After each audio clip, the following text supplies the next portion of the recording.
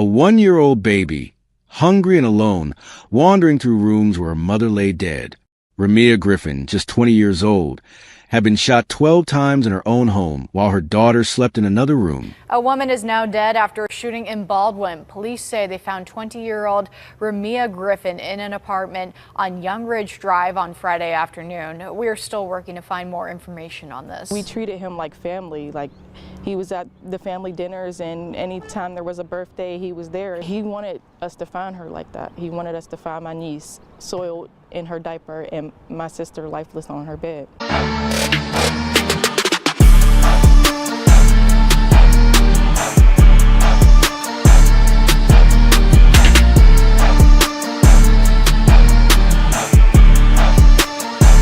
It's 3 a.m. in Baldwin, Pennsylvania, and something is terribly wrong. A baby's cries pierce through the silence of apartment walls, growing more desperate with each passing hour. For hours, 8 hours, 13 hours of nonstop crying that neighbors can no longer ignore. When police finally force their way into the apartment, they discover a scene that will haunt this community forever. A 1-year-old baby, hungry and alone, wandering through rooms where her mother lay dead. Ramiah Griffin, just 20 years old, had been shot 12 times in her own home while her daughter slept in another room. The person responsible for this brutal murder didn't just walk away and disappear. No, he did something far more twisted.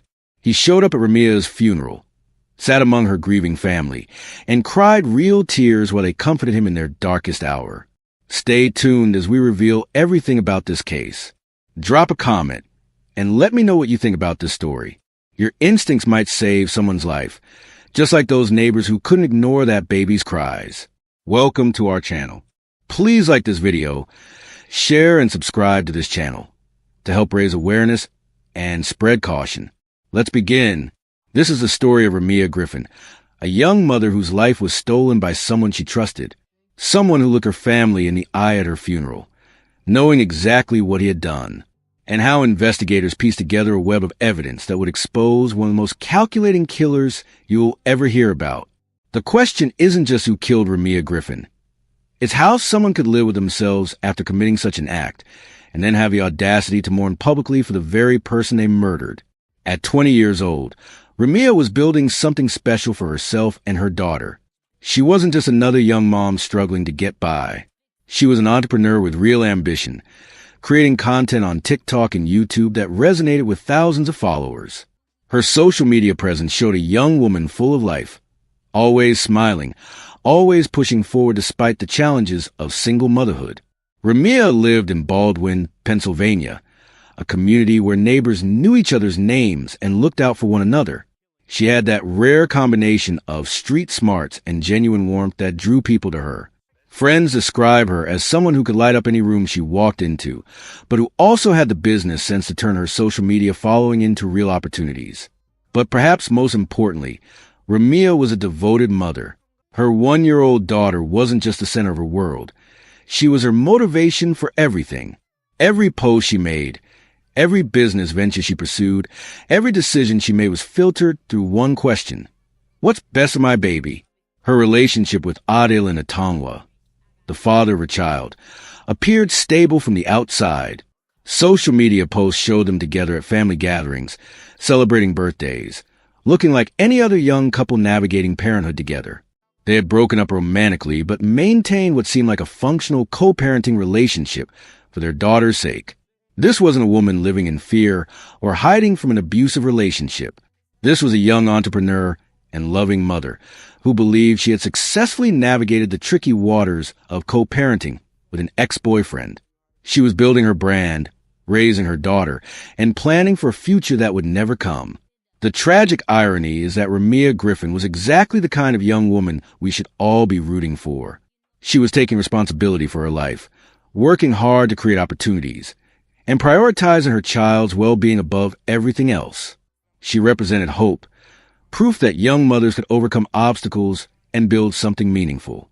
That's what makes what happened next so particularly cruel. This wasn't random violence or a robbery gone wrong. This was someone who knew exactly who Ramiah was, understood her dreams and fears, and chose to destroy it all anyway. Around 3 a.m., 12 gunshots shattered the silence of the apartment complex. 12 bullets fired into a 20-year-old woman who should have been safe in her own home. The violence was swift and decisive. This wasn't a crime of passion or a struggle that escalated. This was execution-style brutality that left no room for survival. In the next room, Ramiah's baby daughter slept through the gunshots that ended her mother's life. When she woke up, she was alone in an apartment with her mother's body, too young to understand what had happened, too young to call for help. What followed was 13 hours of a baby crying for her mother who would never answer. 13 hours of increasing desperation from a child who didn't understand why mama wouldn't come when she cried. 13 hours that would haunt the neighbors who heard those cries long after the case was solved. The baby wandered through the apartment, hungry and confused, looking for the person who had never failed to comfort her before. She had access to her room, but the rest of the apartment had become a crime scene she was too innocent to comprehend. Meanwhile, neighbors in the surrounding apartments began to notice something was wrong. The crying wasn't the usual fussing of a toddler. It was continuous, desperate, the sound of a child in genuine distress. Hour after hour, the crying continued without any apparent response from inside the apartment. Some neighbors initially assumed Ramiah was dealing with a sick child or perhaps had stepped out briefly. But as the hours stretched on, concern grew into alarm. This wasn't normal. Something was definitely wrong. By the time concerned neighbors contacted police, that baby had been alone with her mother's body for more than half a day. Officers who responded to the scene would later say the sound of that child crying was something they'd never forget. Not because it was loud, but because of the desperation behind it. When police forced entry into the apartment, they found a scene that veteran officers described as particularly brutal. Ramiah Griffin lay dead from multiple gunshot wounds, while her daughter, unharmed physically but traumatized in ways too deep to measure, was finally rescued from a nightmare she was too young to understand. The apartment itself told a story of sudden violence. There were no signs of a struggle, no indication that Ramiah had any warning of what was coming. This wasn't a burglary or a random break-in. This was someone she knew, someone she trusted enough to let into her home at 3 a.m. The timeline was becoming clear. Sometime around 3 a.m., someone Ramiah knew and trusted had walked into her apartment and murdered her in cold blood, then left her baby daughter alone to fend for herself. The question wasn't just who had done this. It was how someone could commit such an act and then simply walk away, leaving an innocent child in such circumstances. Within hours of discovering Ramiah's body, detectives knew they were dealing with someone close to the victim. The 3 a.m. timing, the lack of forced entry, and the precision of the attack all pointed to someone familiar with Ramiah's routines and living situation. The investigation moved quickly, focusing on the most obvious suspects. People in Ramiah's inner circle who had access to her apartment and knowledge of her schedule. At the top of that list was Adil Natongwa, her ex-boyfriend and the father of her child. Investigators began building their case methodically. They canvassed the neighborhood for witnesses who might have seen or heard something unusual that night. They pulled phone records to track communication patterns and location data. They examined social media posts and text messages to understand the dynamics of Ramiah's relationships. The evidence began pointing in one direction. Neighbors reported seeing a familiar figure near Ramiah's apartment complex around the time of the murder. Security cameras in the area captured footage that investigators found highly significant, though they kept specific details confidential during the active investigation. Forensic evidence from the crime scene provided additional pieces of the puzzle. Ballistic analysis of the 12 bullets recovered from the scene, fingerprint evidence, and DNA analysis all contributed to building a comprehensive picture of what happened that night. What emerged was a timeline that placed Adil Natongwa at or near the crime scene during the window when Ramiah was murdered. Investigators found his story about his whereabouts that night inconsistent and unsupported by the physical evidence they had collected. The motive remained complex. While Ramiah and Natongwa had broken up romantically, they were supposed to be co-parenting their daughter effectively. Friends and family hadn't observed any obvious signs of escalating conflict that would predict such extreme violence. However, investigators discovered that beneath the surface of their apparently amicable co-parenting relationship, there were deeper tensions. Financial stress, Disagreements about child custody arrangements and personal conflicts had been building in ways that weren't immediately visible to their social circle. Within days of the murder, investigators had gathered enough evidence to identify Atongwa as their primary suspect. They obtained warrants for his arrest on charges of criminal homicide and endangering the welfare of a child, the latter charge relating to leaving Ramiah's baby alone in the apartment for over 13 hours after the murder. Even as police were gathering evidence against him, Adil Atongwa was preparing to attend Ramiah Griffin's funeral, where he would display grief and emotion while comforting the very family members whose daughter he had allegedly murdered. He attended her funeral. Let that sink in for a moment. The person responsible for ending Ramiah's life sat in that funeral home, surrounded by her grieving family and friends, and performed the role of mourning ex-boyfriend and concerned father. But he didn't just attend. He actively participated in the grief. Atongwa cried real tears. He displayed genuine-looking emotion. He accepted comfort from Ramiah's family members who had no idea they were consoling their daughter's alleged killer. Ramiah's sister, Ramiah Griffin, later described the scene in terms that capture the full horror of the deception. Family members actually approached Atongwa during the funeral to comfort him, believing he was struggling with the loss of someone he had loved and the mother of his child. He kept to himself. He sat down and didn't say anything, Ramiah recalled. The family interpreted his quiet demeanor as shock and grief, natural responses to losing someone important. They had no reason to suspect that his silence might have been the calculated behavior of someone hiding an enormous secret. The psychological manipulation involved in this act is staggering. Atongwa had to sit through eulogies celebrating Ramiah's life, knowing he had ended it. He had to watch her family and friends share memories and express their devastation, knowing he was responsible for their pain. He had to accept their sympathy and support while hiding the fact that he was allegedly the very person who had destroyed their lives. What makes this even more calculated is that Atongwa reached out to the family after the murder, offering support and expressing his own grief. Ramiah later reflected on this outreach with anger and disbelief. For you to reach out, it's like, what are you trying to cover? You thought that you were going to get away with killing my sister. This wasn't just attending a funeral to avoid suspicion. This was active manipulation of grieving family members for his own protection. He was using their love for Ramiah and their natural compassion as a shield to deflect suspicion from himself. What do you think drives someone to attend their victim's funeral? Share your thoughts. This behavior baffles criminal psychologists who study these cases. I felt angry because, like I said, you knew what you did, and for you to reach out, it's like, what are you trying to cover? You thought that you were going to get away with killing my sister. Ramiah Griffin says her sister Remy and Adil Atongwa were together about 4 years. In this picture, the two expecting parents were all smiles.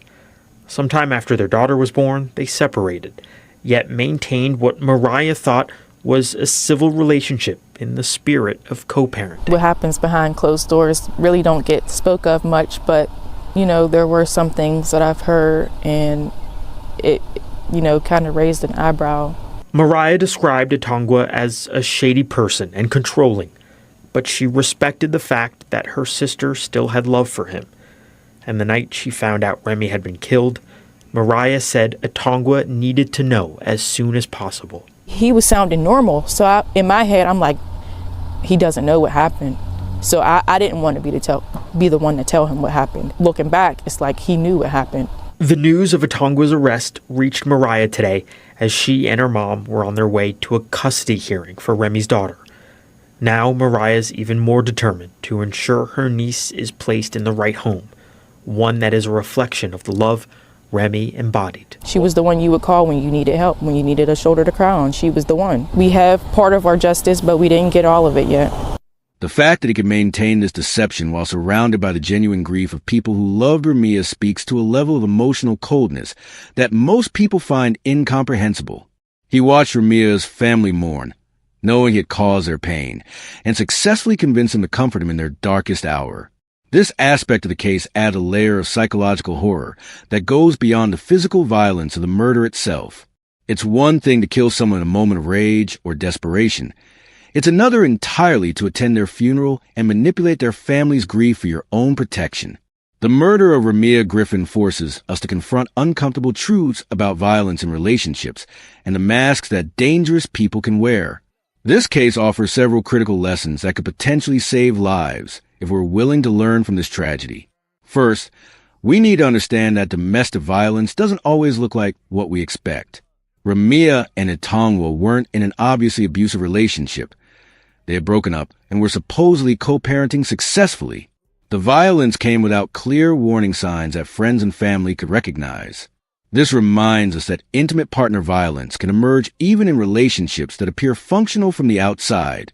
Second, the case highlights the importance of trusting our instincts and speaking up when something feels wrong.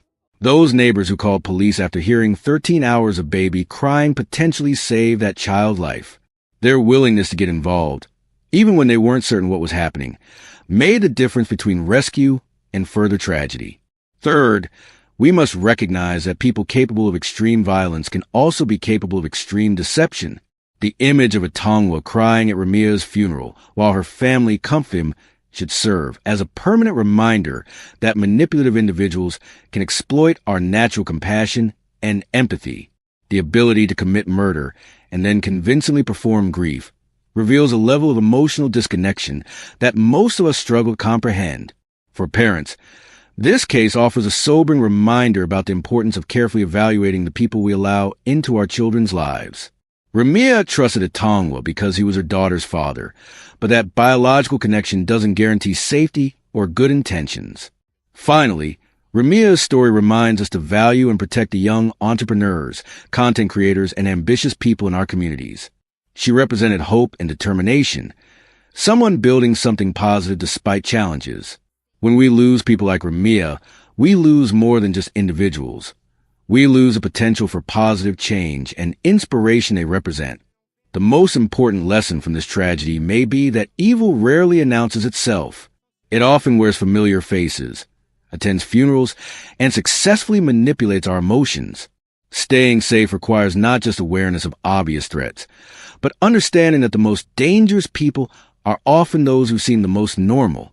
As this case moves through the legal system, Adil and Etongwa faces serious charges, including criminal homicide and endangering the welfare of a child. The evidence against them appears substantial, built on witness testimony, physical evidence, and digital forensics that investigators believe conclusively link him to Ramiah's murder. The legal proceedings will ultimately determine Etongwa's guilt or innocence, but the impact of this case extends far beyond whatever verdict is reached. Ramiah Griffin's death has sparked important conversations in her community about domestic violence, the warning signs we might miss, and the importance of supporting young mothers who are trying to build better lives for themselves and their children. The case has also highlighted the incredible work of the law enforcement officers and investigators who solved this crime quickly and thoroughly. Their dedication to getting justice for Ramiah and protection for her daughter demonstrates the best of what we expect from our justice system. Perhaps most importantly, Ramiah's story serves as a reminder that behind every crime statistic is a real person with dreams, plans, and people who love them. She wasn't just another victim. She was a young entrepreneur, devoted mother, and beloved family member whose life had value that extended far beyond the circumstances of her death. Subscribe if stories like this remind you why we need to look out for each other. Which case should we cover next? Your suggestions help us shine light on stories that need to be told and victims who deserve to be remembered. The memory of Ramiah Griffin lives on not just in the daughter she left behind, but in the lessons her story teaches us about recognizing danger, supporting each other, and never taking for granted the young people in our communities who are working to build something better. Her legacy is a call to action, to be more aware, more supportive, and more determined to protect the people around us who are vulnerable to those who would exploit their trust. Justice for Ramiah means more than just convicting her killer. It means learning from her story, protecting other young mothers in similar situations, and creating communities where people like her can thrive safely. That's the kind of justice that would truly honor her memory.